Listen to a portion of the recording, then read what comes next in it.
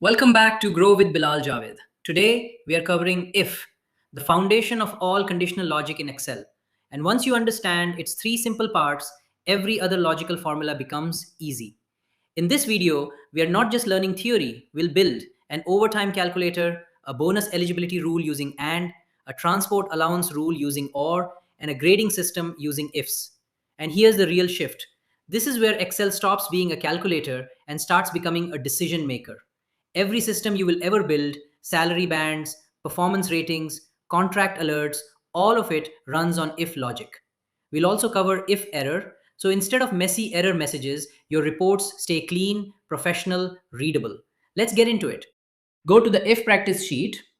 Now, before we start typing formulas, you need to understand this clearly. If has only three parts, and everything comes from this. Part 1, the logical test, a condition that can only be true or false. Part 2, what happens if the answer is true. Part 3, what happens if the answer is false. Think of it like a simple decision.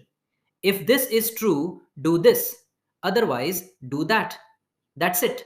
Look at your data. Column A, names. Column B, departments. Column C, basic salary. Column D, hours worked. Column E, attendance. Now in column F, we build an overtime pay calculator. Rule is simple. Anyone working more than 9 hours per day gets extra pay at rupees 500 per hour. Go to cell F3, type equals if open bracket D3 greater than 9, comma D3 minus 9 multiplied by 500, comma 0, close bracket. Now let's break this down. D3 greater than 9, this is your test. You are checking if worked hours are greater than 9 or not. If the condition is true, then D3 minus 9 multiplied by 500, which is your calculation. Otherwise, 0, which is displayed if there is no overtime. Press enter and copy it down. Quick rule: text results go in quotes, numbers do not. Now, sometimes one condition is not enough. We need multiple conditions. This is where AND comes in. AND means everything must be true. Scenario: bonus is paid only if attendance is 90% or more and working hours are more than 9. Now, let's apply this in Excel. To identify all the eligible employees, go to cell G3 and type equals if open bracket and open bracket E3, which is attendance, greater than or equal to 0.9, that is 90%, comma D3, which is hours worked, greater than 9, close bracket. Now this part completes the conditions. These are the rules that must be satisfied. You can add more conditions here if needed. Just keep separating them with commas inside AND. Now continue typing, comma, eligible in inverted commas, comma, not eligible in inverted commas again, close bracket, press enter. Understanding the result. Now Excel checks both conditions. If attendance is 90% or more and hours are more than 9, result is equal to eligible. But even if one condition fails, result becomes not eligible. That's the key idea of AND. All conditions must pass, no exceptions. Now let's flip the logic. Sometimes even one condition is enough. That's where OR comes in. OR means at least one condition must be true. Scenario: transport allowance applies if the department is HR or finance. Now let's apply this. Go to the required cell and type equals if open bracket or open bracket B3 equals HR, comma B3 equals finance, close bracket. Now again, this completes your conditions. Here, Excel will check both options to check if any of the condition is meeting. Continue typing, comma, applicable in inverted commas, comma, not applicable in inverted commas, close bracket, press enter. Understanding the result. Now Excel evaluates if the department is HR or finance. Result is equal to applicable. Even if only one condition is true, it still works. Only when both conditions fail, result becomes not applicable. That's the key idea of OR. At least one condition should pass, not necessarily all. Now, this is where things get really powerful. Because in real life scenarios, you often need multiple conditions together.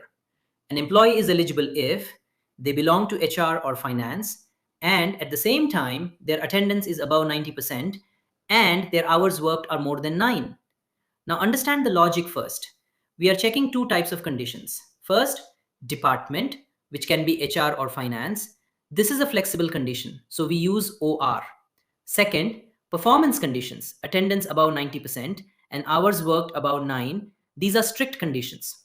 Since everything must be satisfied together, we use AND on top and OR inside it. Now let's type the formula.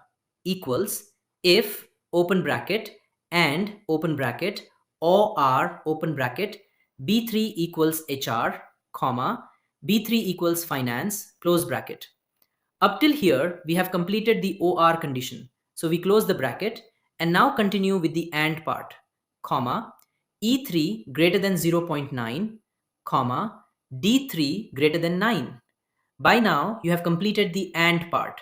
And now we complete the if part, comma, eligible, comma, not eligible, close bracket. Press enter and you have your final result. Now, what Excel is doing is simple. First, it checks the department, whether it is HR or finance. Then, it checks attendance and working hours. If all conditions are satisfied, the result is eligible. If any condition fails, the result becomes not eligible. Remember this one line.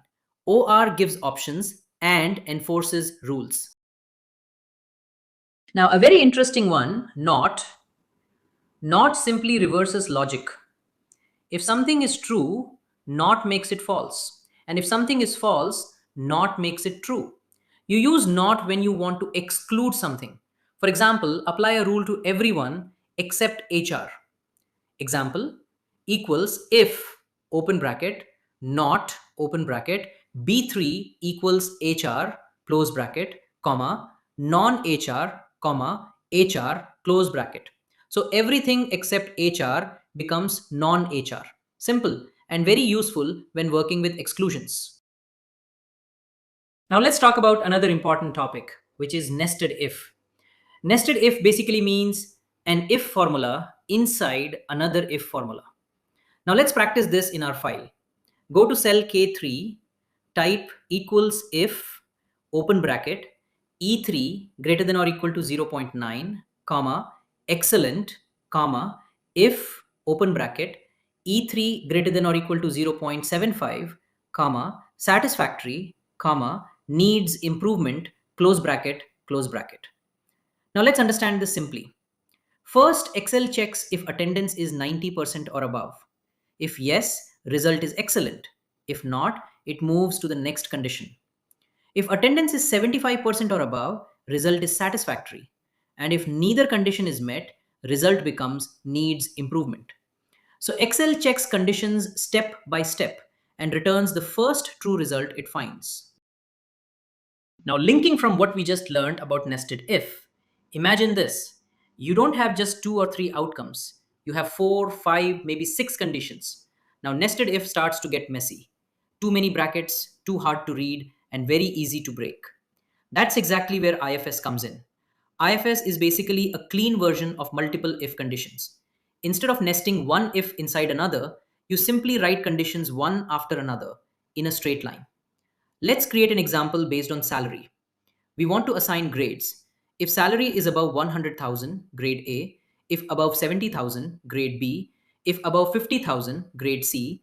Otherwise, grade D.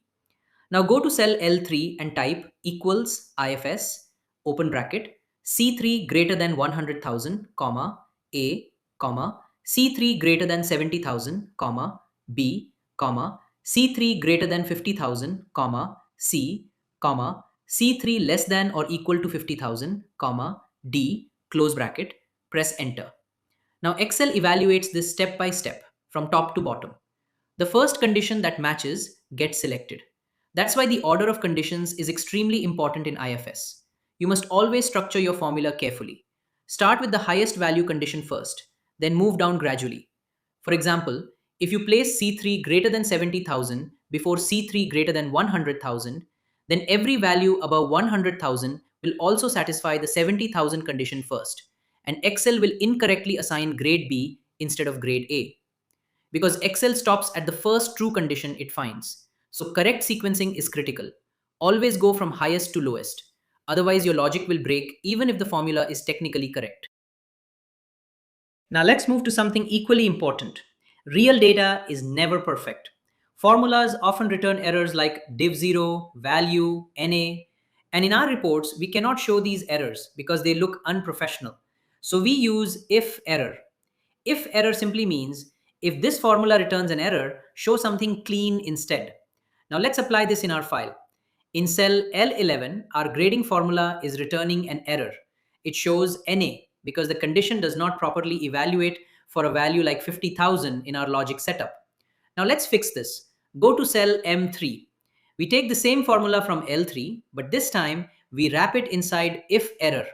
Type equals if error, open bracket, paste the same formula, comma, inverted commas, close bracket.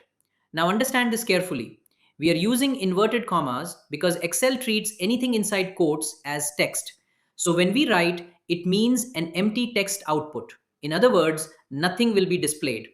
But this does not have to be empty. You can also write anything inside the quotes. For example, not found or check data. And Excel will show that message whenever an error occurs. Press enter. Now instead of showing an error, Excel gives a clean and controlled output. So remember, if error does not fix the formula, it only replaces error messages with whatever you want Excel to display. There is also a smaller version of this called IFNA. The only difference is that IFNA handles only number NA errors, meaning not found results, especially in lookup formulas. So if error is broad, it catches everything, while if NA is specific, it only catches missing values. And that's your complete toolkit for logical formulas. If, and, or, not, ifs, if error. This is where Excel starts behaving like a decision-making system. Let's quickly summarize what we built today. If gives you a basic decision, a test, and two possible outcomes. And is used when multiple conditions must be true at the same time. Or works when even one condition is enough. Not simply flips the logic, turning true into false and false into true. When you move to multiple outcomes, instead of stacking if inside if, you use ifs. It keeps the logic clean, structured, and easy to read.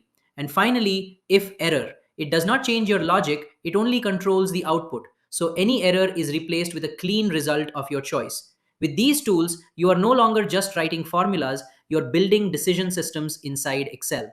In the next video, we move to SUMIF, COUNTIF, AVERAGEIF, and their advanced multi-condition versions. This is where we start building real HR dashboards, not just calculations.